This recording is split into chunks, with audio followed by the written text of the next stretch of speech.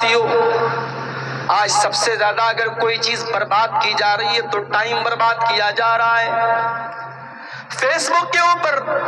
رات بھر لگا رہنے والا میرا نوجوان بھائی اور دن بھر موبائل پر چیٹنگ کرنے والا میرا نوجوان بھائی، بڑے پیار سے، بڑے پریم سے، بڑی محبت سے کہنا چاہوں گا، یہ جوانی فیس بک پر چیٹنگ کرنے کے لیے تو نہیں ملی ہے، یہ یوٹیوب کے شارٹس دیکھنے کے لیے تو نہیں ملی ہے، یہ فیس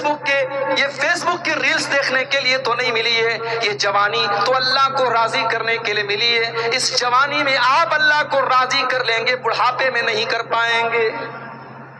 جو جوانی میں آپ کام کر لیں گے وہ بڑھاپے میں نہیں کر پائیں گے۔ اسی لیے اللہ کے پیارے نبی فرماتے ہیں اغتنم خمسا قبل خمس، 5 چیزوں کی قدر کرو، 5 چیزوں کی ویلو کو سمجھو، 5 چیزوں کے آنے سے پہلے۔ شبابک قبل حرمک، اپنی جوانی کی قدر کرو اس کے پہلے کہ بڑھاپا آ جائے۔ وصحتک قبل سقمک، اپنی تندرستی کی قدر کرو اس کے پہلے کہ تم بیمار ہو جاؤ۔ پاکستان کا ایک نوجوان، اس کا فیس بک کے اوپر فوٹو بھی آیا تھا، باڈی بلڈر تھا، اس کا خوبصورت جسم دیکھ کر کے کوئی کہہ نہیں سکتا تھا یہ کبھی بیمار پڑے گا۔ شاید اس کے جیسا باڈی بلڈر بہت کم دیکھنے کو ملتا ہے۔ ایک طرف اس کی وہ تصویر آئی جس میں اس کے پورے جسم کی نمائش ہو رہی ہے، دوسری طرف اس کو بلڈ کینسر ہو جاتا ہے اور وہ سوکھ کر کے لکڑی ہو جاتا ہے، اس کی شکل پہچان میں نہیں آتی، اور کچھ دنوں کے بعد اس کے انتقال کی خبر بھی فیس بک کے اوپر آ جاتی ہے۔ میرے نوجوان ساتھیوں، آج آپ کے پاس صحت ہے، تندرستی ہے،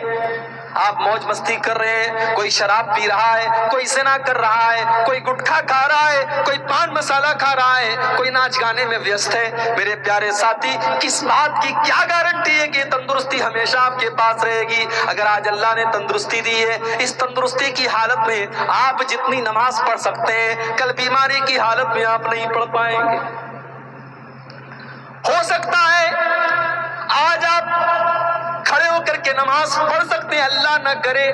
نہ کرے ایسی بیماری آ جائے کہ آپ کھڑے ہو کر کے نماز پڑھنا چاہیں گے مگر نہیں پڑھ پائیں گے، آپ کو کرسی کا سہارا لینا پڑے گا۔ آج بھی دیکھو کتنی مسجد میں لوگ آج کرسی پر بیٹھ کر کے نماز پڑھتے ہیں، اللہ نے ان کو اس لائق بھی نہیں بنایا کہ وہ زمین کے اوپر سجدہ کر سکیں۔ اگر اللہ نے آپ کو اس لائق بنایا ہے کہ آپ اللہ کی بارگاہ میں صحیح سلامت سجدہ کر سکتے ہیں تو میرے پیارے ساتھیوں، اس نعمت پر آپ اللہ کا شکر ادا کیجئے اور اس صحت کی قدر کیجئے۔ وصحتک قبل سقمک، اپنی تندرستی کی قدر کرو اس کے پہلے کہ تم بیمار ہو جاؤ۔ وغناک قبل فقرک، اور اپنی دولت کی قدر کرو اس کے پہلے کہ تم فقیر ہو جاؤ۔ اگر آج اللہ نے نوازا ہے، اگر آج اللہ نے دولت دی ہے تو اس دولت کی قدر کرو اور اس دولت کو اللہ کی راہ میں خرچ کرو، غریبوں کی مدد کرو، یتیموں کی مدد کرو، بے سہاروں کو سہارا دے دو، غریبوں کو کمبل دے دو، بے سہاروں کو سہارا دے دو۔ ہو سکتا ہے کہ کل آپ کو سہارے کی ضرورت پڑ جائے، آج آپ دوسروں کو دینے کے لائق ہیں، اللہ نہ کرے ایسی نوبت آ جائے کہ آپ کا ہاتھ کسی اور کے آگے پھیلانا پڑ جائے۔ وغناک قبل فقرک، اپنی دولت کی قدر کرو اس کے پہلے کہ تم فقیر ہو جاؤ۔ وفراغک قبل شغلک، اور اپنے ٹائم کی قدر کرو، اپنے سمے کی قدر کرو اس کے پہلے کہ تم بزی ہو جاؤ۔ کبھی سوچو میرے بھائی، اپنی زندگی میں فلیش بیک کر کے دیکھو، 5 سال پہلے آپ کو جتنی فرصت تھی آج آپ کو نہیں ملتی۔ جب تک شادی نہیں ہوئی تھی بہت سارے کام آدمی کر لیتا ہے، شادی ہو گئی، بیوی آ گئی، ذمہ داریاں آ گئی، بہت سارے کام نہیں کر پاتا ہے، پھر بچے پیدا ہو گئے اور ذمہ داریاں آ گئی، بچے اسکول جانے لگے، مدرسے جانے لگے اور ذمہ داریاں آ گئی، بچے بڑے ہو گئے اور ذمہ داریاں آنے لگی۔ زندگی جیسے جیسے آگے بڑھتی چلی جاتی ہے، انسان کی زندگی میں ذمہ داریاں آنے لگتی ہیں، انسان بزی ہوتا چلا جاتا ہے۔ اللہ کے نبی فرماتے ہیں اگر آج 2 منٹ بھی آپ فری ہیں، 2 منٹ کی آپ کے پاس فرصت ہے تو اس فرصت کی قدر کرو اور اس فرصت کو صحیح جگہ استعمال کرو۔ ہم کہاں استعمال کر رہے ہیں؟ 3 گھنٹے بیٹھ کر کے فلمیں دیکھ رہے ہیں، فیس بک کے اوپر بیٹھ کر کے ویڈیوز دیکھ رہے ہیں، عربی میں کہاوت ہے الوقت کالسیف، وقت جو ہوتا ہے وہ تلوار کی طرح ہوتا ہے، وقت جو ہوتا ہے تلوار کی طرح ہوتا ہے، اگر آپ نے وقت کو نہیں کاٹا تو وقت آپ کو کاٹ دے گا۔ اپنے سمے کا صحیح استعمال کرو میرے نوجوان ساتھیوں، اللہ کے پیارے نبی فرما رہے ہیں وَفَرَاغَكَ قَبْلَ شُغْلِكَ، اپنے ٹائم کی قدر کرو اس کے پہلے کہ تم بزی ہو جاؤ۔ وَحَيَاتَكَ قَبْلَ مَوْتِكَ، اور اپنی زندگی کی قدر کرو اس کے پہلے کہ تمہیں موت آ جائے۔ موت آئے گی تو یہ پوچھ کر کے نہیں آئے گی عبدالغفار صاحب آپ کی بیٹی کا کیا حال ہے، آپ کی بیوی کا کیا حال ہے، آپ کا مکان بنا کہ نہیں بنا، آپ کو نوکری ملی کہ نہیں ملی، آپ کا سپنا پورا ہوا کہ نہیں ہوا۔ موت آئے گی اور آپ کے سارے سپنوں کو لے کر کے چلی جائے گی۔ موت آپ سے اپوائنٹمنٹ لے کر کے تو نہیں آئے گی، موت کو تو کوئی نہ کوئی بہانہ چاہیے، کبھی بیماری کے بہانے سے آ جائے گی، کبھی ایکسیڈنٹ کے بہانے سے آ جائے گی، کبھی اچانک ہارٹ اٹیک آ جائے گا، کبھی دماغ پر فالج کا حملہ ہو جائے گا۔ موت کسی بھی بہانے سے آ سکتی ہے، اور موت آتے ہی میرے پیارے ساتھیوں زندگی کی ساری چکا چوند ختم ہو جائے گی۔ اسی لیے اللہ قرآن میں کہتا ہے حَتَّى إِذَا جَاءَ أَحَدَهُمُ الْمَوْتُ قَالَ رَبِّ ارْجِعُونِ، میرے بندو جب موت کا ٹائم آتا ہے، جب بندے کی موت کا ٹائم آتا ہے تو بندہ کہتا ہے کہ اے میرے پروردگار مجھے ایک موقع تو اور دے دے، مجھے ایک بار تو دنیا میں واپس بھیج دے، لعلی اعمل صالحا، اے اللہ میں وعدہ کرتا ہوں اگر تو مجھے دنیا میں بھیجے گا میں نماز نہیں پڑھتا تھا، 5 ٹائم کی نماز پڑھوں گا، اے اللہ میں زنا کیا کرتا تھا اب کبھی زنا نہ کروں گا، اے اللہ میں شراب پیا کرتا تھا اب کبھی شراب کو ہاتھ نہ لگاؤں گا، اے اللہ میں قرآن کی تلاوت کبھی نہیں کرتا تھا، اے اللہ میں بہت قرآن پڑھوں گا، لعلی اعمل صالحا، اے اللہ میں وعدہ کرتا ہوں کہ تو ایک بار مجھے واپس بھیج دے، میں نیک عمل کروں گا، میں تجھے راضی کرنے والا عمل کروں گا۔ اللہ فرماتا ہے کلا انہا کلمۃ هو قائلها، میرے بندے تیری یہ خواہش کبھی پوری ہونے والی نہیں ہے، موت آ جائے، موت کا ٹائم آ گیا، اب تجھے دوبارہ دنیا میں نہیں بھیجا جائے گا، موت آ چکی ہے اب کسی کو دوبارہ دنیا میں نہیں بھیجا جائے گا۔ یہ جو کانسیپٹ ہے نا بالی ووڈ کی فلموں کی وجہ سے ہمارے یہاں آیا ہے، کوئی اگر آتم ہتیا کر لیتا ہے تو اس کی آتما بھٹکتی رہتی ہے، کسی کو کوئی قتل کر دے تو اس کی آتما بھٹکتی رہتی ہے، یہ سب فلموں کے اندر اور سیریلوں کے اندر دکھا کر کے ہمارا دماغ خراب کیا گیا ہے، کوئی آتما واتما نہیں بھٹکتی رہتی، انسان مر گیا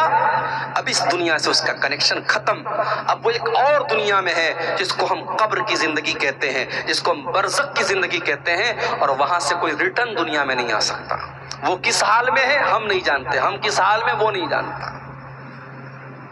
تو اللہ کے نبی نے فرمایا کہ اپنی زندگی کی قدر کرو اس کے پہلے کہ تمہیں موت آئے۔